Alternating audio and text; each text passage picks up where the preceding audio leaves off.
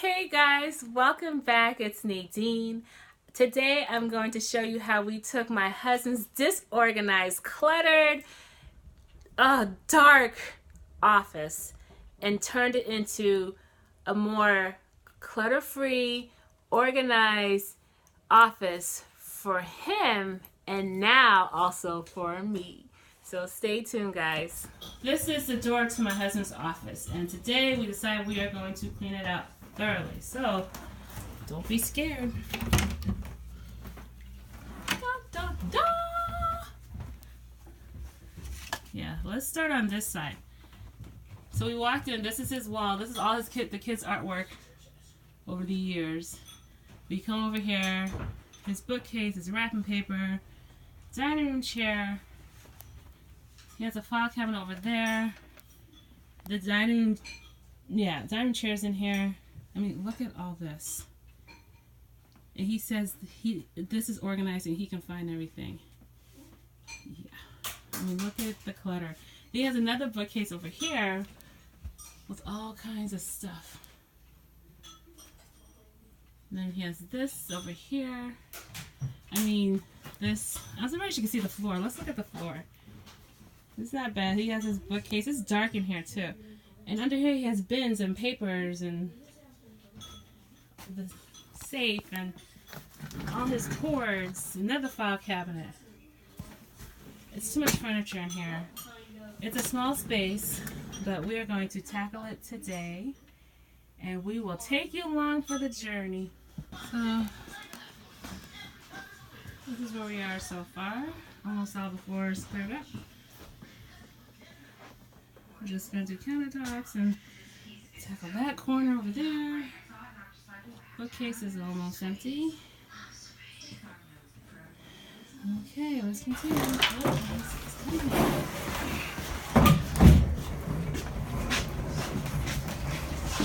Working hard or hardly working? Hardly working, but I'm working hard these few minutes to make it look good. We cleaned everything out. Everything's gone. You can see everything. The floor. Only thing we didn't do, he wants to leave that because he plans on putting his desk back there and all this stuff. But everything is cleaned out. I'll show you where all the stuff is. All this was in his office. All of this. Now it's time to purge everything. Oh, and even under the table. Okay, guys, so this actually took longer than we thought, but it was worth it. We tackled it, we purged, we decluttered, and now you can see the end result of it. And this is his office now. Now, he's still working on it, but it looks a lot better. It actually looks brighter in here. He just has a couple more things to go through. All these papers here, and those. But it looks a lot better. He had 5 file cabinets in here. Some were really small. He had this big one, which he really likes. So he kept that one. And he also kept, whoa, I'm dropping the chair. He also kept this one, this green one. Under his desk, he is down to 1 bin. He had, I think it was 4 bins under his desk. And he just needs to tackle this. But other than that, for him, this is good. And because there's room, I can have a little office space myself. So this is my office space. It's a lot different from his. I didn't have a space to do work or anything, so he said he'll share his office with me. So, as you see, mine says very minimal. I keep all my binders down here. I keep my vinyl for my Cricut. This is the next video coming up, unboxing of my Cricut. The only thing I bought in here was this bookcase. I got this from IKEA. It's a Billy bookcase. It was actually on sale for $39 when it was originally $50. So this way I can keep my sewing machine, my laminator, and I don't have to, because I have them, in different places, so now everything's here. So You know, it's very minimal kind of here. We always keep a chair in here because our kids come in here a lot. But I really like it. I like the fact that I have my own desk now. So I'm very excited about that. Hey guys, I hope you enjoyed that video. I hope it was helpful for someone. And I just want to give you some tips. I haven't given tips in a while, so why not? When you are about to clean out a space and declutter and purge, the first thing you need to do, and I know some people hate this process, but you have to empty out the space. I mean, take everything out. It took us like over an hour and a half to clean out this space because we took out bookcases, filing cabinets, tables, chairs. We took out everything, as you can see, and just start off with a blank slate. Because if you try to declutter and do things with everything in there, you're probably going to miss something, or you get frustrated because it's going to create even a bigger mess. So I suggest you just take everything out the room and just have a clean slate. Now, this is the only room that's carpeted, and I have a small vacuum cleaner. It's not like anything powerful, but it couldn't handle the floor in there. It broke. So I had to use my hand vac. My hand vac is powerful, but it took a long time to use my hand vac to just vacuum this space. Thank God it's a small space.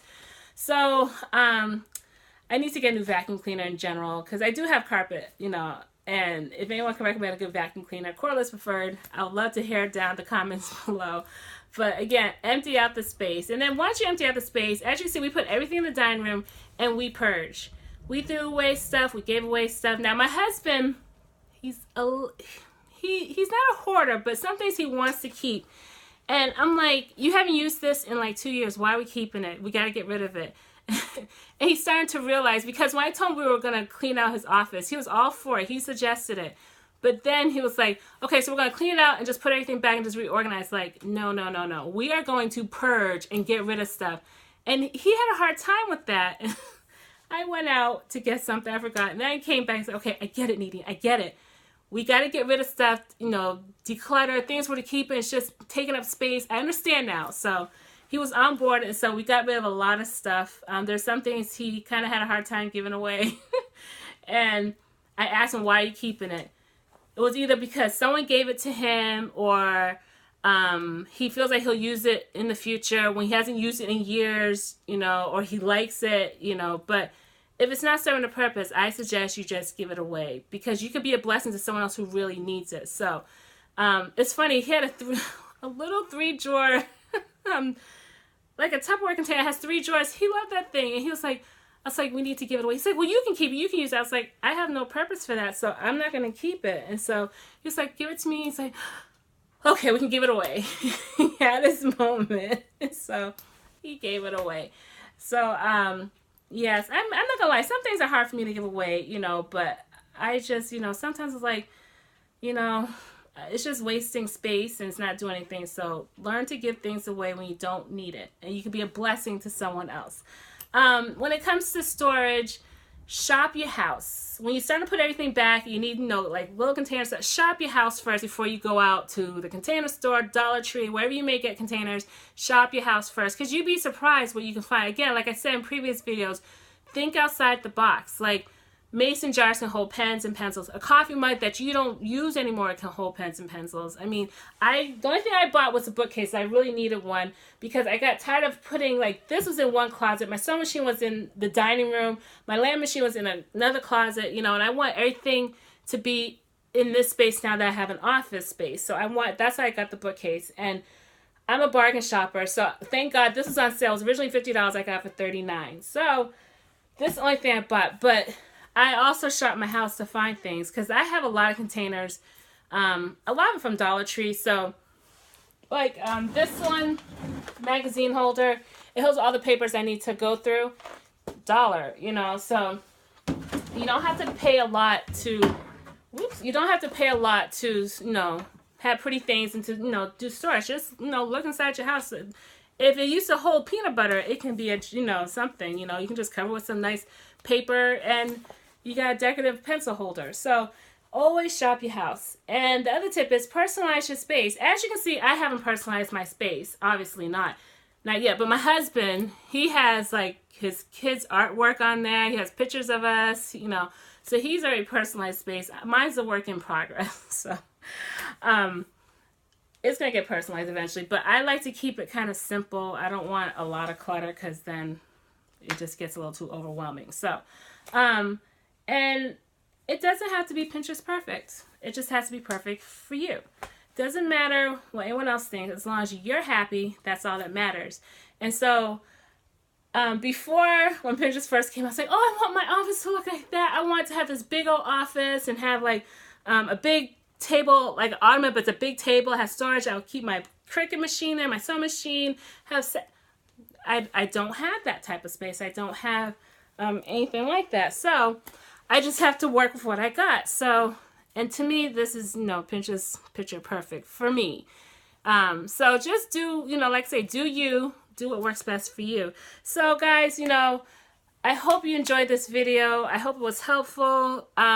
Give it a thumbs up if you liked it.